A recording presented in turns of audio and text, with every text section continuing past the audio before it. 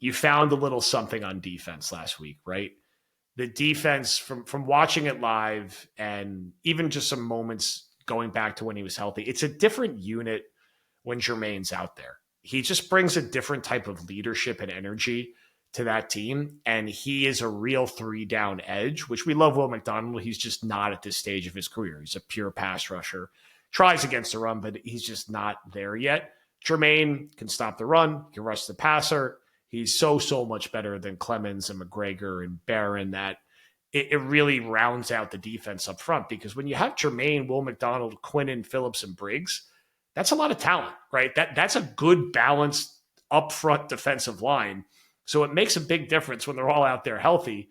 And then, you look at the back end, Brownlee brought some different juice, and Michael Carter's back, which is good. And I hope the Jets are creative in how they find ways to play their most talented guys. And is there smart ways to maybe mix in Carter or mix him in at safety or mix him in at dime, certain dime looks without sacrificing Brownlee? Because I don't think you want to take him off the field right now. Like he brought the first turnover. He tackles with a different kind of tenacity. And I just think you don't want to take him off the field. That doesn't mean that there isn't a role for Michael Carter to play if you get smart about it. Especially if a guy like Cisco continues to struggle. And I'll say this for Stevens, he's stabilized the last couple of weeks. He's not been great, but he's been like an okay starting NFL corner. Sauce, we're always going to put the magnifying glass whenever he makes any mistakes, but holistically, he's still a very good lead corner. That's really not been the issue. They finally benched Tony Adams, and you have Malachi Moore, who's an upgrade. He's going to make some mistakes, but he's an upgrade.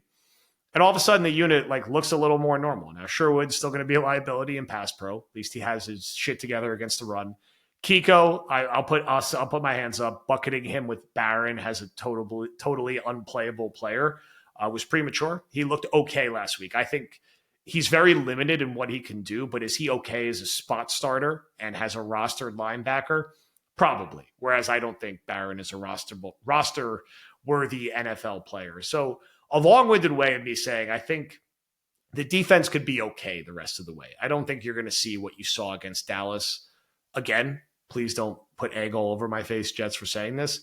I think they'll play well against Carolina's offense and keep the Jets in the game. And then offensively, you need to count on your offensive line. You need to count on Brees getting you a couple more games, whether he's going to be here and finish the year out and you hope for the comp pick or whether you're shopping him aggressively. I hope they could get Davis a little more involved. And Fields, who's playing for his future NFL career, coming off that embarrassment of a game, run the goddamn football, man. Make a couple plays. Do what you did